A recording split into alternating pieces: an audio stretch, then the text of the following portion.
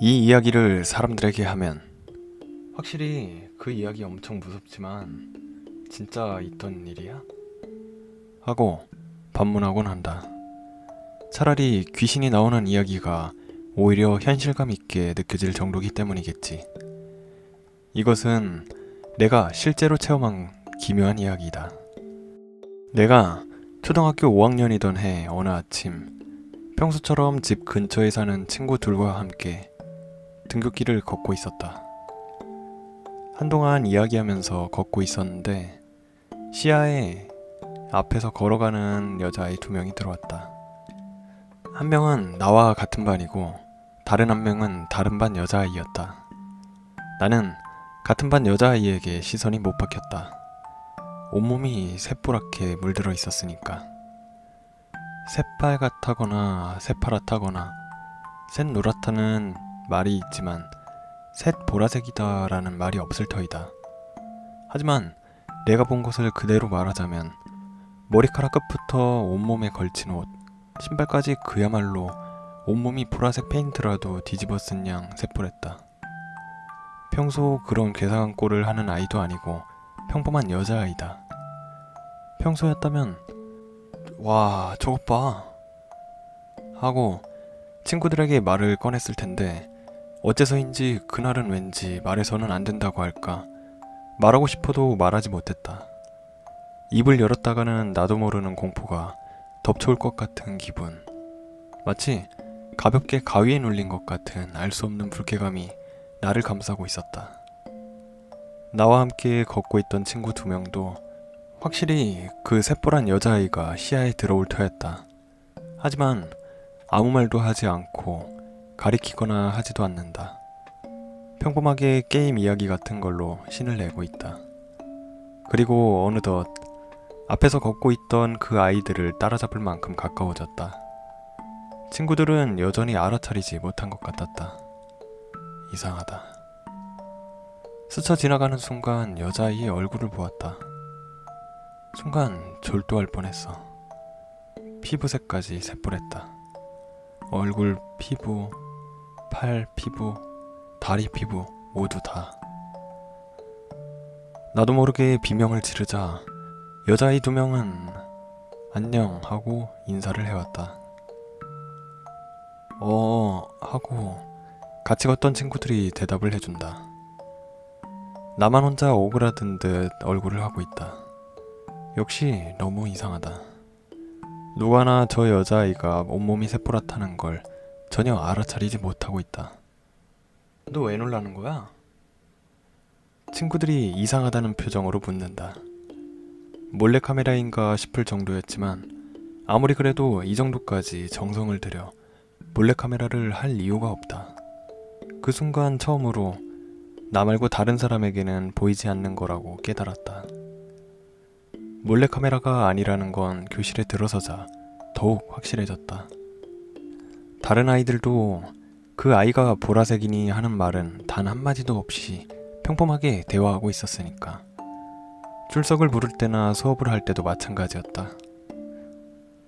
담임 선생님조차 그것에 대해 전혀 언급이 없었다. 다른 사람들에게는 보이지 않는다는 것을 나는 확신했고 그날 내 머릿속에는 종일 물음표만이 가득했다. 수업 중에도 전혀 집중을 할 수가 없었고 쉬는 시간이나 점심시간에도 마찬가지였다. 저 아이는 왜 보라색일까? 하고 다른 아이들한테 물어보면 될 텐데 싶겠지만 아까도 말했듯 그럴 수가 없었다. 형은 할 수 없는 이것에 가까이에서는 안 된다는 본능적인 꺼리낌을 느끼고 있었으니까. 하물며 당사자인 여자아이에게 직접 물어보겠다는 건 가능할 리가 없었다. 그리고 학교 직전 청소 시간. 그룹으로 나뉘어 학교 이곳저곳을 청소하게 된다. 우리 그룹이 담당한 곳은 학교 건물 뒤뜰 쪽 어스름한 구석이었다. 그 보랏빛 여자아이도 같은 그룹이었는데 내 눈앞에 온몸이 보라색인 그 아이가 빗자루로 쓰레기를 쓸어 담는 뒷모습이 보였다. 주변에는 나와 그 아이밖에 없었다. 역시 물어보려면 지금은 기회밖에 없겠지. 어째서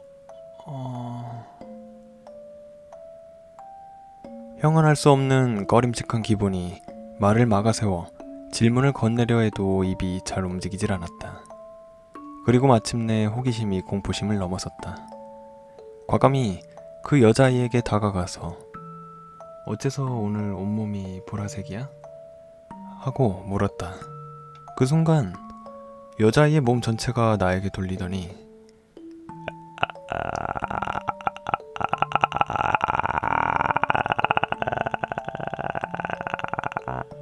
하고 눈알이 튀어나올 듯 눈을 치켜뜬 채 턱이 빠지도록 입을 벌리고 절규했다. 평소 그 아이라고는 생각할 수 없는 귀신 같은 모습으로 새뽀란 절규를 내뱉는다. 나도 그만 버티지 못하고 비명을 지르며 빗자루를 내던지고 교실로 도망쳤다. 이윽고 종이 울리고 청소 시간이 끝나 책상 앞에 앉았다. 하지만 그 사이 교실에서 어떻게 하고 있었는지는 전혀 기억이 나지 않는다. 종례가 끝나고 하교 시간이 되자 나는 어떻게든 빨리 집으로 돌아가고 싶었다. 매일 함께 하교하는 친구는 그날 동아리 활동이 있어서 나 혼자 하교하는 날이었다. 신발장으로 이어지는 복도를 걷고 있는데 앞에서 그 보라색 여자아이가 친구 2명과 함께 걷고 있는 게 보였다. 그 아이도 동아리 활동을 하러 가는지 체조복을 입고 이쪽으로 걸어온다. 시선을 마주치지 않으려 애쓰며 종종 걸음으로 지나가는데 스쳐 지나는 순간 그 아이가 나직히 말했다. 이제 더는 물어보지 마. 사람이 말하는 것처럼 감정이나 억양이 실린 게 아니라 마치 외계인이나 로봇이 말하듯 무미건조한 목소리로 이제 더는 물어보지 마 하고 나는 달려서 학교를 뛰쳐나왔다. 집까지 어떻게 돌아왔는지는 기억도 나지 않는다. 집에 돌아와서는 게임을 하고 그 일에 관해 되도록 생각하지 않으려 노력했다. 저녁을 먹을 때까지는 나름대로 즐겁게 시간을 보냈다. 하지만 이불에 들어가 잠을 청하려 하자 다시 공포감이 엄습했다. 만약 내일도 그 아이가 보라색이라면 어떻게 하나 생각하니 학교에 가는 생각만 해도 우울해졌다. 부모님에게도 차마 말할 수가 없었고 정말 노이로제가 걸릴 지경이었다. 우울한 기분인 채 그날은 잠이 들었다. 다음날 아침 평소처럼 등교를 했고 또 그 여자아이와 친구가 앞에서 걸어가고 있었다. 여자아이는 평범하게 돌아와 있었고 안도하는 순간 어쩐지 눈물이 쏟아졌다. 같이 등교하던 친구들에게도 놀림받으면서도 기뻐서 한동안 눈물이 멈추질 않았다. 여자아이와 지나치는 순간 아직도 조금 무서워하며 얼굴을 바라보았지만 피부색도 정상으로 돌아와 있었다. 안녕? 안녕. 하고 평범하게 인사를 나눴다. 그 후 졸업할 때까지 그 아이가 다시 온몸이 새뽀랗게 보인 적은 한 번도 없었다. 그날 일도 2번 다시 물어보지 않았다. 도대체 그날 내가 본 것은 무엇이었을까? 이제 더는 물어보지 말라는 것은 적어도 그 아이 자신은 보라색이 됐다는 걸 자각하고 있었다는 것일까? 그 말은 생각만 해도 트라우마가 될 정도라 그 이후에도 가끔 꿈에서 나오곤 했다.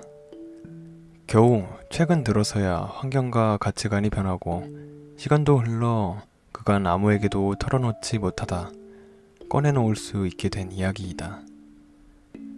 보라색이 되었던 그 친구도 지금은 결혼해서 행복하게 살고 있다고 다른 친구에게 전해 들었다. 지금도 거리를 걷다 가끔 흰 머리를 보라색으로 물들인 할머니를 보거나 하면 깜짝깜짝 놀란다. 엑스맨 영화가 나왔을 때도 미스틱인가 하는 온몸이 새파란 여자 캐릭터를 본 순간 그 트라우마가 되살아나 결국 중간에 영화관을 뛰쳐나왔을 정도다. 내게는 아직 트라우마로 남아있는 어린 시절의 기억 이야기였다.